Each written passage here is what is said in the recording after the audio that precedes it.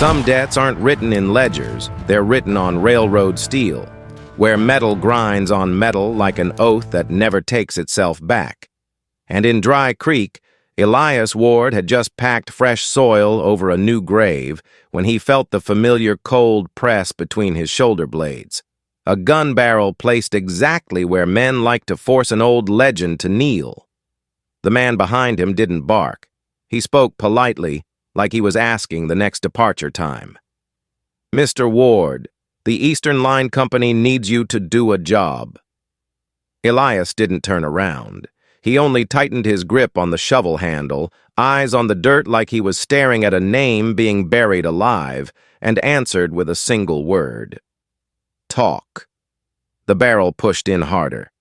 "You'll ride the rail line and stop at 12 sidings. At each stop, you collect one item. Bring all 12 back here before the day dies." Elias let out a small laugh, no humor in it, just fatigue. "I dig graves," he said. "I don't deliver mail." The man leaned so Elias could see what he wanted him to see, a black thread tied in a double knot, clean enough to look fake, like a signature copied from an old wound. And in that instant, Elias understood. This time, they weren't making him unearth 12 graves. They were making him gather 12 pieces of a noose, tightening around the whole town. Elias walked down from the cemetery without hurry, because hurry is the cheapest way to tell a stranger you're afraid. At the station yard, the last car sat chained shut like an iron coffin, polished enough to catch the lantern light, like someone wanted the town to see it and imagine the worst. The stationmaster, Hale, waited under the awning with coal dust in his seams and shame in his eyes, and slid a paper across the counter, 12 sidings along the line, each name short as a hammer strike. At the bottom, one sentence stamped in red. "Bring all 12 back to Dry Creek before the platform lamp goes out." Hale tried to speak, failed, then finally whispered, "If the station closes, there's no flour, no medicine, no mail. We starve quiet." Elias didn't answer the fear. He only glanced once more at the chained car, not with curiosity, but with the look of a man who knew anything locked that tight wasn't freight. It was people, or the truth. The first stops came like pages turning themselves. At Lightning Scarbridge, a cloth pouch hung from the rail, tied with that black double knot, placed so a man would have to bend and show his neck. Elias didn't bend. He hooked it down with the shovel handle and opened it. A torn ticket stub, the hammer-on-rail seal smeared like someone tried to wipe it away mid-confession. At Dry Gulch, the pouch sat in a rock hollow like a thirsty mouth. Inside was a coin punched through the center, worn smooth by too many nervous fingers. At an old milepost with flaking paint, he found a brass button stamped with a winged wheel, and beneath it a slip of paper that felt more like a leash than a message. "Don't play hero. Do your part. Part." Elias hated that word. He'd worn too many parts in his life. Son, husband, soldier, gravedigger. Every time some man with power told him to stay in character. He pocketed the note. Not to obey, but to memorize the tone. Because if you ever want to break a man like Crowley, you don't just break his gun. You break the way he speaks to the world. At the third siding, an old telegraph post leaned with its copper guts hanging out. As Elias reached for the pouch, he heard a faint click above, stone shifting under weight. Not a gun, a warning. He paused half a beat and watched his shadow on the cinder dust. Then the second shadow that didn't belong to him, long and thin, moving against the sun. Someone was tailing him, close enough to collect a body, far enough to deny it. Elias lifted his hat like he was wiping sweat, but he was really catching a reflection in the polished buckle near his saddle. A rider at distance, steady as a debt. Elias gave no reaction, took the pouch, and kept moving as if being hunted was just weather. At White Birch Root, The pouch was tied too high, an insult dressed as instruction, daring him to stand straight where any rifle could find him. Elias looked up at it, then down at the ground, picked up a small stone and threw it. Not hard, just precise. The pouch dropped, not strength, arithmetic. Inside was another stub and a line in blue ink. Ashwick, the bookkeeper. The moment Elias read it, hoofbeats behind him quickened. The tale had lost patience, and impatience is the first crack in any hunt. Elias turned off the railroad onto soft earth by an abandoned coal shed, where footprints talk louder than mouths. Then he stopped like it was nothing and let the rider close in. "Old man," the rider grinned, "company pays me to make sure you don't get lost." Elias looked at him the way you look at a broken shovel. No hate, just assessment. "You know why they pay you?" Elias asked. "Because I'm good," the rider said. Elias shook his head. "Because you're cheap." Dust jumped up as Elias snapped the reins and pivoted his horse. In the blur, Elias looped a thin rope clean around the man's wrist, not to drag him, just to tilt the gun hand offline. The rider fired on reflex. The bullet bit dirt. Elias stepped in and knocked the pistol free with the shovel handle. The rider hit the ground, blinking at the impossible. An old gravedigger had disarmed him without drawing blood. "I don't want to kill you," Elias said evenly. He popped the cylinder, poured the cartridges into his palm, and set the empty gun down like a dulled knife. "Go back. Tell them the old man still remembers how to make somebody shake without pulling a trigger." Then Elias added, quiet enough to feel like a nail pressed under the skin, "And tell your company I don't kneel for schedules." By late afternoon, the line narrowed against a cliff wall, echoes living in the stone like they were waiting. Metal scraped above. An iron ring rolled toward his horse's hoof, a trap designed for panic. The horse jerked. Elias leapt down in time, reins taut, the animal ready to bolt. Two men slid from the rocks with short pistols and smiles that didn't belong in daylight. "Mr. Ward," one said, cheerful as a bartender, "company says you've been rough on the schedule."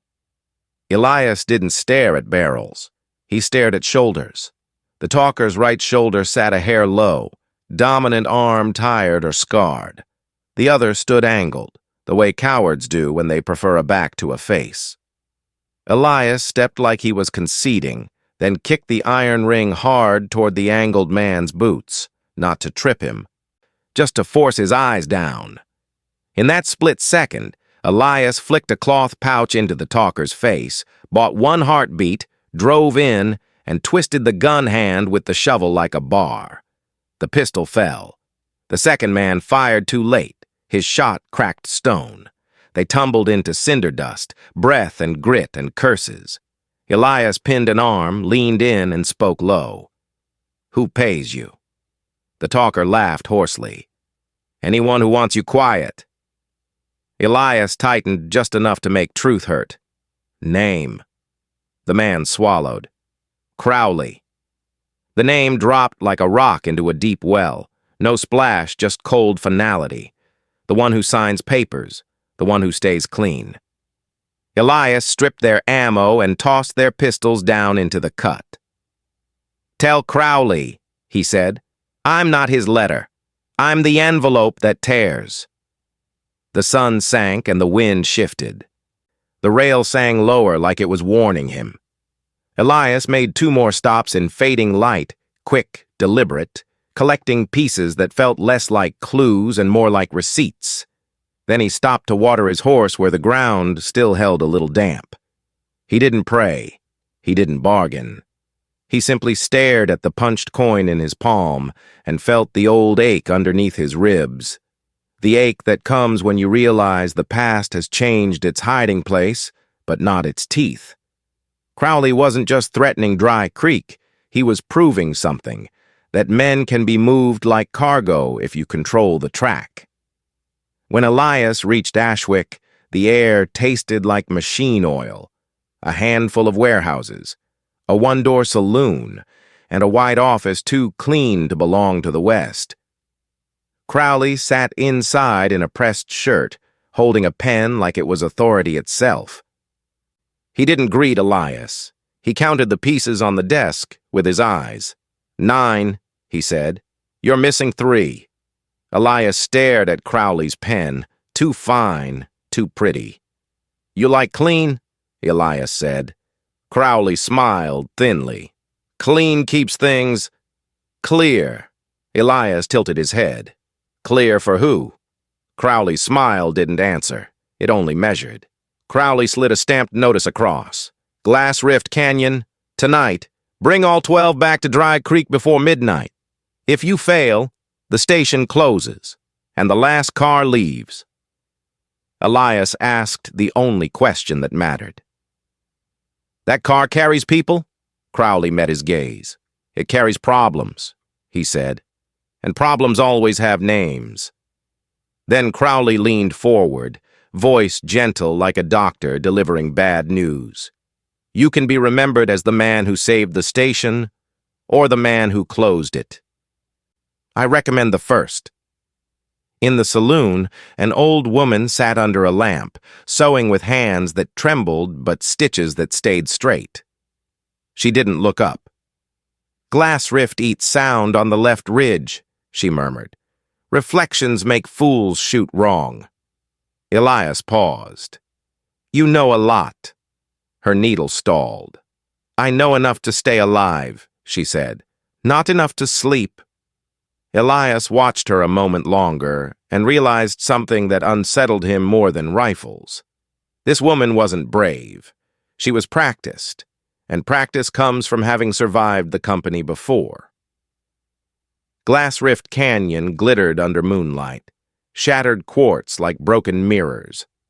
Everything had 2 shadows. Crowley waited with 3 men and a covered freight cart scrubbed clean like the dirt had been locked under the tarp. The last 3, Crowley said. Hand them over. Elias set his bag down, but he didn't spill it. Afraid? Crowley teased. Elias answered, calm as packed earth.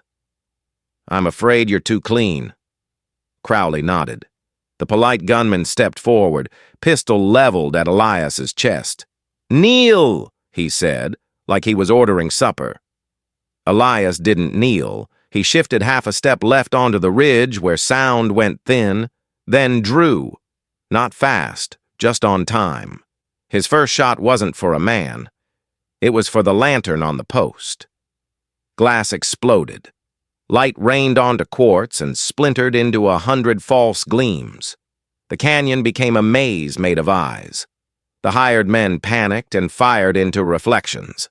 Elias dropped into the dry wash, crawled tight to stone, and gave them no clear target. The polite gunman rushed in to angle him. Elias shot the grip hand. The pistol fell, clinking across quartz like a coin dropped down a well. Elias kicked it away and torqued the man down with the shovel handle until he hit the stones with a grunt that sounded like pride breaking. You think standing behind a man is winning? Elias said close to his ear. I survived my whole life by knowing what stands behind. Crowley didn't fire. He signaled. A man stepped out with a railroad whistle and blew one short note. Far off, wheels groaned on rail. An engine moving in the dark, no headlamp, like a ghost with purpose. Crowley's voice stayed soft, but a blade lived in it now. You broke my lantern, he said, so I'll give you a train. Elias understood the play. Noise to swallow words, chaos to hide a transfer, and afterward they'd blame the old Gravedigger for the wreck. Crowley didn't need to kill Elias. He only needed to win the story. Elias reached into his bag and raised what Crowley never expected to see, an iron seal stamped with the hammer-on-rail mark and the hooked stroke that made it Crowley's.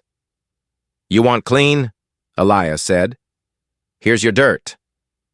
Crowley froze. One beat was enough. Elias fired at the whistle. Metal snapped. The summoning note died. He lunged to the cart and tore the tarp away. Inside weren't goods. Small crates branded with the hammer mark, and a black ledger tied shut with that same double knot. Crowley surged forward, finally shedding his polished calm.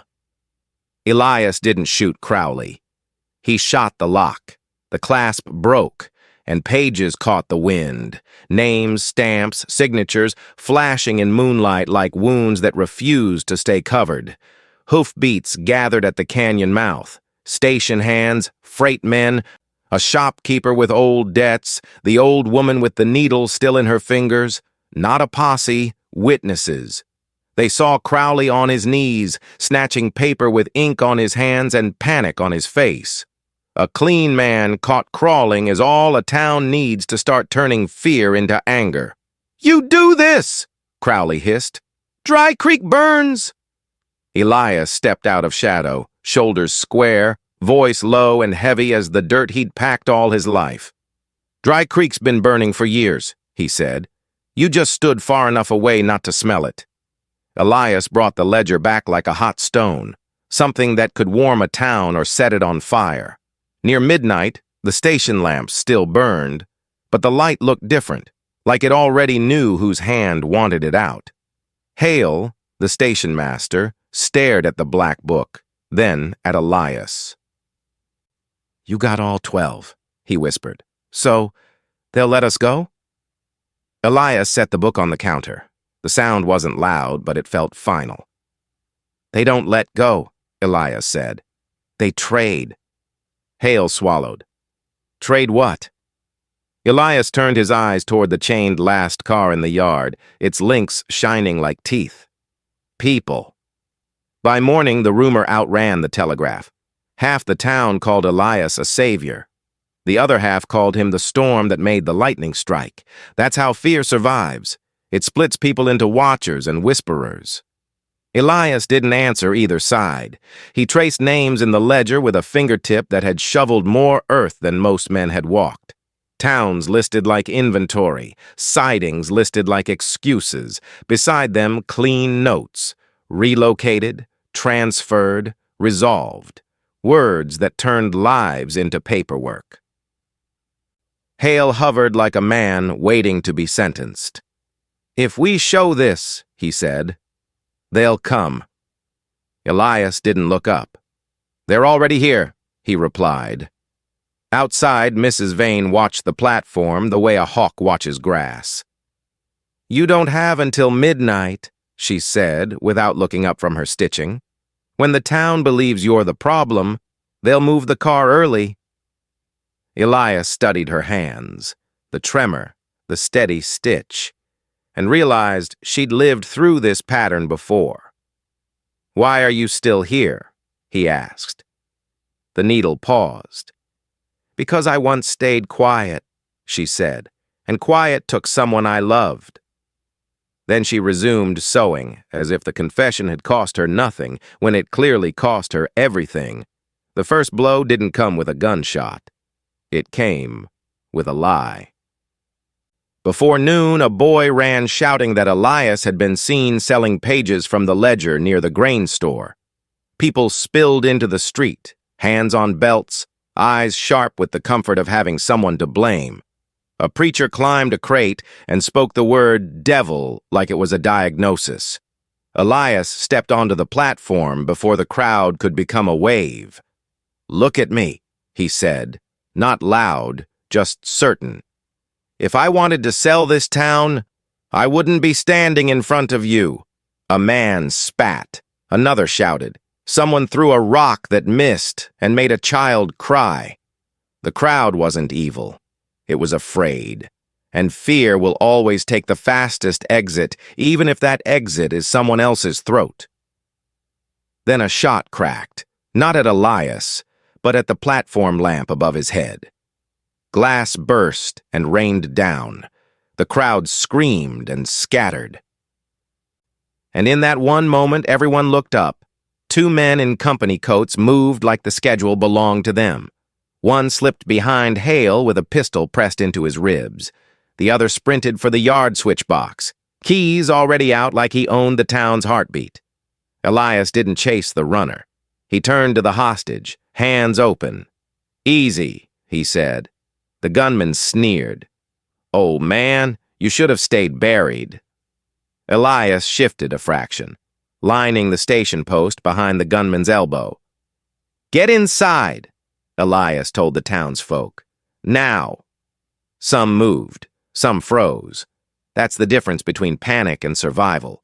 A coal bucket clanged as Elias kicked it down the planks, noise in the wrong place. The gunman's eyes snapped toward it on instinct. Elias stepped in, hooked the shovel handle under the wrist, pinned the pistol against the post so the barrel couldn't swing, and shoved just hard enough to unbalance. Hale dropped free like a man slipping a noose. The gunman reached for a knife. Elias brought the shovel down flat on the forearm, hard enough to sting, not to cripple, and the blade fell away like a bad decision. Down in the yard, couplings clanked. The chained last car shuddered and began to roll, dragged by a short engine hidden behind the freight sheds. Rifle shots snapped, striking sparks off steel. They weren't trying to kill Elias clean. They were trying to make him fall and make the town watch so the town could blame gravity instead of the company. Elias ran alongside the moving car, grabbed the ladder rungs, and hauled himself up as the wind tried to peel him off.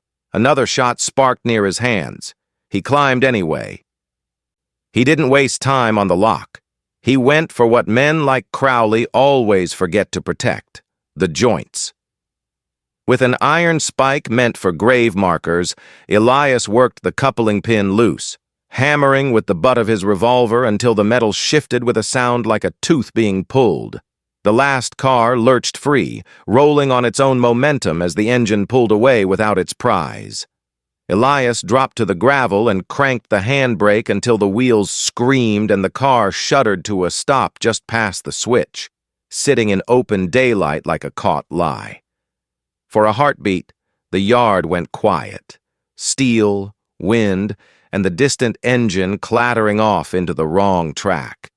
Then the town's silence returned, thicker now, because everyone had just watched the company try to steal something in broad daylight. Boots crunched behind him. 4 riflemen approached, and behind them, shirt still white, cuffs still crisp, Crowley walked like he'd stepped out of an office instead of a fight. "Mr. Ward," he said softly, "you keep making scenes." Elias breathed hard, gun low. "You keep moving coffins," he replied. Crowley's eyes slid to the chain door. "You want to be a hero," he murmured. "Go on. Open it." The trap lived inside the invitation. Empty car, Elias looks mad. Full car, Elias holds a truth with rifles aimed at it. Elias didn't reach for the lock right away. He pressed his ear to the steel. For 2 heartbeats, nothing. Then, a careful breath, a faint scrape, a body trying not to exist. There was someone inside. Elias straightened, picked the ledger from the gravel, and held it up so the hooked hammer seal could be seen from the platform. "You want this buried?" Elias said loud enough for the town to hear. "And you want this car gone, so we do it in front of witnesses." Crowley's smile held, barely. Witnesses were the one thing he couldn't buy after they'd already seen. Crowley stepped closer, voice still soft, still clean. "You think witnesses save you?" he asked. Elias didn't blink. "They don't save me," he said. "They save the truth from becoming a rumor." Crowley made a small gesture with 2 fingers. The riflemen tightened their aim, not at Elias's head, but at his ribs. Not mercy, control. Then Crowley gave a slow, graceful nod like granting mercy. "Open it." Elias struck the lock until it cracked. The chain slackened. He swung the door wide. Darkness spilled out first, cooler than the day. Then a face appeared in the narrow light, eyes wide, lips split dry. Cheeks smudged with coal. A woman, alive, clutching a small boy to her chest so tight he barely dared to breathe. Behind them, more shapes shifted. Two men with bound wrists, staring out like men surfacing from underwater. The platform crowd gasped in one shared inhale. Hale stumbled forward, hand over his mouth. Mrs. Vane's needle slipped from her fingers. Crowley's composure didn't explode. It cracked, thin, sharp, dangerous. Because a clean man can survive an accusation, but he can't survive a door opening to the thing he said didn't exist. Elias didn't step inside. He didn't yank anyone out. He just lifted his voice so the whole town could hear it. "These are your problems," he said. "These are your transfers. This is what your silence bought." Then he looked straight at the faces on the platform, faces that had accused him an hour ago, faces that were now unsure whether to run or to help. And he said the only thing that mattered more than the ledger. "If you let them close this door again," Elias warned, "you'll never open it in your lifetime. And now that you've watched that iron door swing open in your mind, here's the question for you, because it's not about what Elias does next. It's about what you would do with your own hands. If you were standing on that platform and the railroad had just shown you what it's been carrying in secret, would you step forward and help pull those people into the light? Or would you back away, let the chains go tight again, and live the rest of your life calling it not your problem,